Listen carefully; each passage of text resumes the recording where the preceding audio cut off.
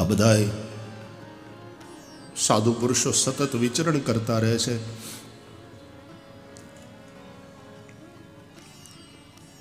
સાધુ પુરુષોના અનંત ઉપકાર છે આપણા ઉપર. સંત ન હોત સંસાર મેં તો જલી જાત બ્રહ્માંડ. શ્રીમદ ભાગવતમાં તો એટલા માટે સંતોને ભગવાનનું શરીર કહ્યું. દ્રષ્ટિ સતામ તે ભવત્તનું નામ.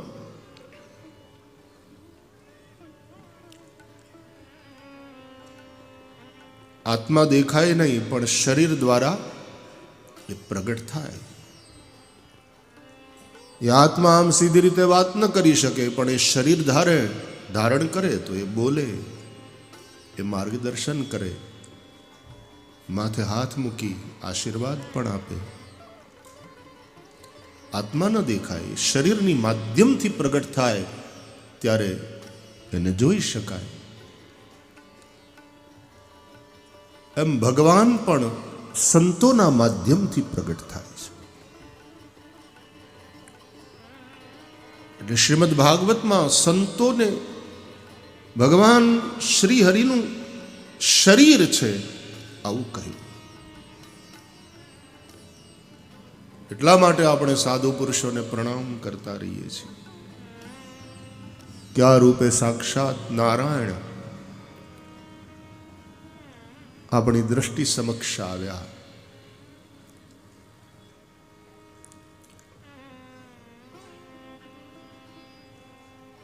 શ્રીમદ ભાગવતના 11મા સ્કંધ મુજબ દત્ત અવધૂત પોતાના 24 ગુરુઓની વાત કરે છે. એ 24 ગુરુઓની વાત રાજા યદુને સમજાવ્યા પછી ભગવાન દત્તાત્રેય એક બહુ અદ્ભુત વાત કરે છે કે રાજા યદુ, આ 24 તો મારા ગુરુ છે જ. પૃથ્વી, વાયુ, આકાશ, અગ્નિ, ચંદ્રમા, આ બધાય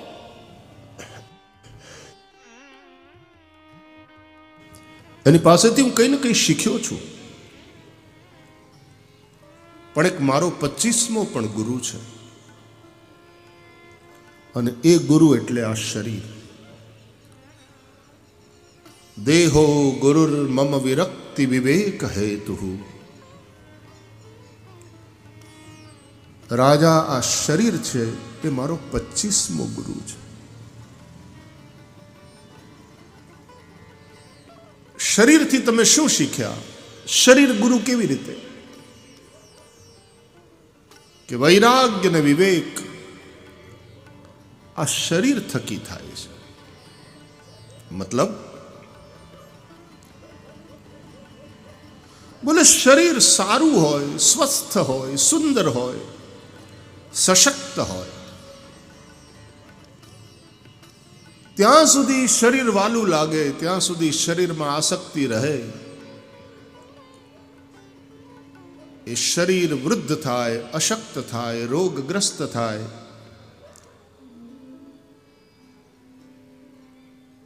મૃત્યુની પથારીમાં પડ્યું હોય.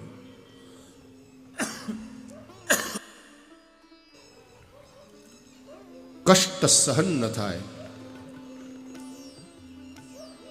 ત્યારે રોગી પણ ડોક્ટર સાહેબને પ્રાર્થના કરતો હોય છે કે ડોક્ટર સાહેબ, બહુ થયું, હવે આ કાયાના કષ્ટ સહન નથી થતા, એક ઇન્જેક્શન એવું આપો કે શરીર છૂટી જાય. એ સમયે શરીરને છોડી દેવાની ઈચ્છા થાય છે. એનો મતલબ એ થયો કે હું શરીર નથી, હું શરીરથી જુદો છું. આ વિવેક થયો.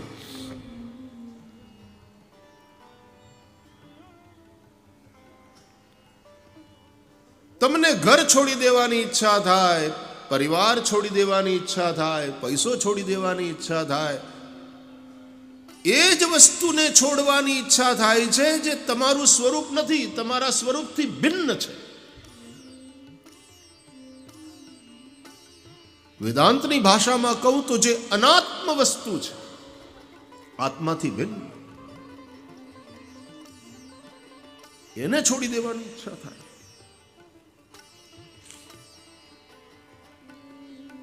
એ જેને છોડી દેવાની ઈચ્છા થાય છે તે વસ્તુ અને છોડી દેવાની જેને ઈચ્છા થાય છે તે આત્મા, એ બંને જુદા છે. જ્યાં જ્યાં મારું એવો જવાબ આવે એ અનાત્મ વસ્તુ છે. મારું શરીર, શરીર કોનું? મારું. હમણાંથી આ અંગ્રેજી શીખેલા છોકરા બહુ શીખ્યા છે એવું. It's my body, okay, I will decide what to do with my body. ડોક્ટરો પણ એટલા માટે કે આ ઇન્જેક્શન લેવું પડશે, આપું. તમે ના પાડો તો ડોક્ટર ના આપે. આ ઓપરેશન કરવું પડશે, કરીએ. આ ઓપરેશન કરશો તો બચશો. હા ડોક્ટર સાહેબ કરો. તો આના ઉપર સહી કરો, ફોર્મ ઉપર સહી લે. દર્દી કદાચ સહી કરી શકે એવી સ્થિતિમાં ન હોય તો એના જે નજીક ના હોય, એની પત્ની હોય, એનો પતિ હોય, અથવા એવી પરિસ્થિતિમાં એના સંતાનો હોય તો એની સહી લે. તમે ના પાડી દો ડોક્ટરને કે મારે ઓપરેશન નથી કરાવવું. ઇટ્સ યોર બોડી, તમને અધિકાર છે.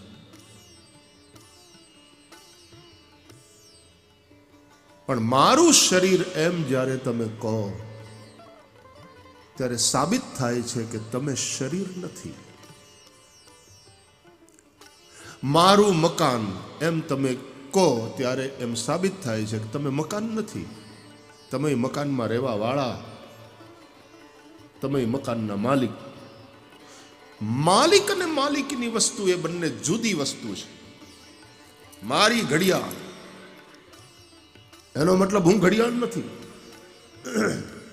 મારું મકાન, મતલબ હું મકાન નથી, હું મકાનમાં રહેવા વાળો છું. મારું શરીર એમ જ્યારે બોલાય તો મતલબ નીકળે હું શરીર નથી, હું આ શરીરમાં રહેવા વાળો છું. શરીરમાં રહેવા વાળો એવો આત્મા. આ આત્માએ કેટલી યાત્રા કરી જીવાત્માએ, 184 ફેરામાં ફરતા ફરતા છેવટે આ શરીર મળ્યું. યાદ રાખજો, જે પણ મળે છે એ છૂટે છે. જે પણ મળે છે એ હંમેશા માટે મળતું નથી. જે મળે છે તે છૂટે છે. પૈસો મળ્યો છે, પૈસો ય છૂટશે.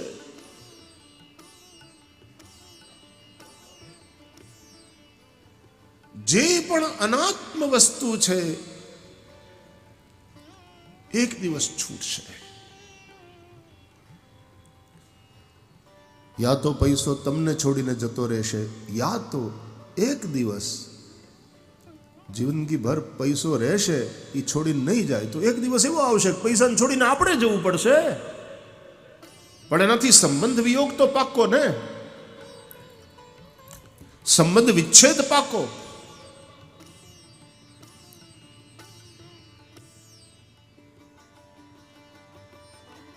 तो जहां पर भी मेरा ऐसा जवाब मिले तो वो मैं नहीं हूं. मैं और मेरा ये दो भिन्न पदार्थ है. આ મારું શરીર એમ કોણ કહે છે? એ જે ચૈતન્ય આત્મા છે એ શરીરથી જુદો છે. શરીર જ્યાં સુધી સારું હોય, સ્વસ્થ હોય, ત્યાં સુધી એને રાખી મૂકવાનું, ધારણ કરવાનું મન થાય છે. બાકી બુઢાપો આવે એટલે પછી વડીલોય કહેતા હોય છે કે હવે મારા નાથ દોરી ખેંચી લે, હવે ભગવાન બોલાવી લે તો હારું, આવું કહે.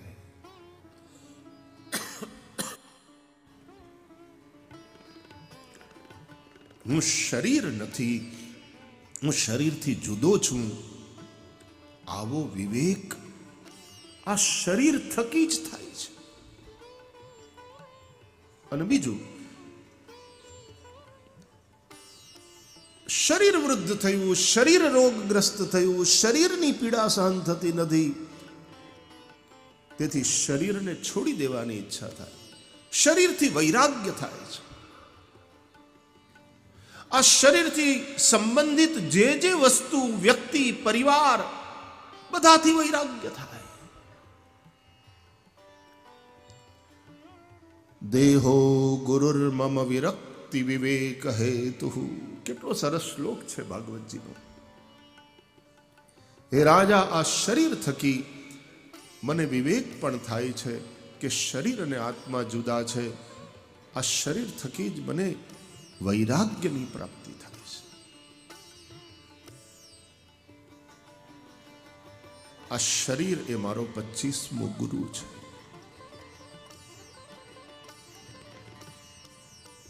જેમ ગુરુનો આદેશ માનીએ એમ શરીરનો આદેશ માનવો જોઈએ. શરીર એમ કે બેટા હવે હુવડાવી દે, થાક લાગ્યો, તો હા ગુરુજી એમ કહીને એને હુવડાવી દેવા જોઈએ. મન ચેલો એટલો જબરો થઈ ગયો છે કે ગુરુની હારે રહીને એને મોજ લેવી છે પણ ગુરુનું માનવું નથી. ગુરુજી એમ કે બેટા હવે સુવડાવી દે, થાક લાગ્યો. ત્યાં મનરૂપી ચેલો શું કે ખબર? અરે ગુરુજી ફિલ્મ કેટલી સરસ ચાલે ટીવીમાં, જુઓ જુઓ, મજા આવે. મનને ગમે છે, તન થાક્યું છે, મનને ગમે છે એટલે માણસ સૂતો નથી. પંખીડા બધા હાંજ પડે ને એટલે જંપી જાય, માણસ આખી રાત જાગે. હા, ક્યારેક એકાદશી હોય, ક્યારેક કોઈક વ્રતના દિવસો હોય ત્યારે જાગરણ કરે, ક્યારેક આવી રીતના કાર્યક્રમો હોય ત્યારે રાત્રે કંઈ સંતવાણી ઇત્યાદિ ભજનો એનો આનંદ લે. પણ પાર્ટી, મોજ મજા માટે, માત્ર મનોરંજન માટે જાગવું એ ઉજાગરા છે. શરીર રૂપી ગુરુનો અનાદર છે. શરીર રૂપી ગુરુ એમ કે બેટા તું આ મને નહીં આપ, આ તીખું આટલું તળેલું મને નથી ફાવતું, પણ મનને ભાવે, મનને ગમે, ખાવ ને ગુરુજી, એમાં હું કાંઈ નહીં. મન રૂપી ચેલો ગુરુની પાસે પોતાનું ધાર્યું કરાવરાવે.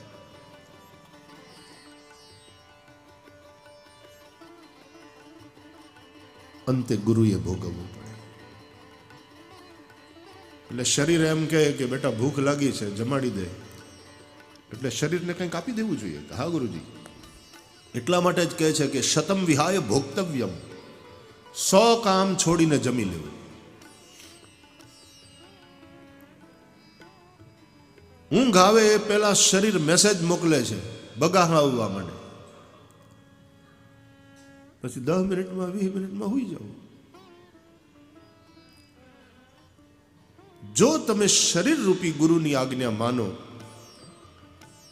તો સ્વસ્થ રહો. આજ્ઞા ગુરુણામ વિચારણીય.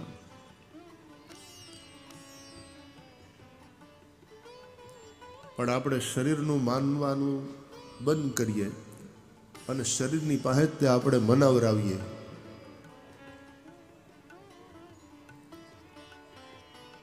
ક્યારેક ક્યારેક ઠીક છે,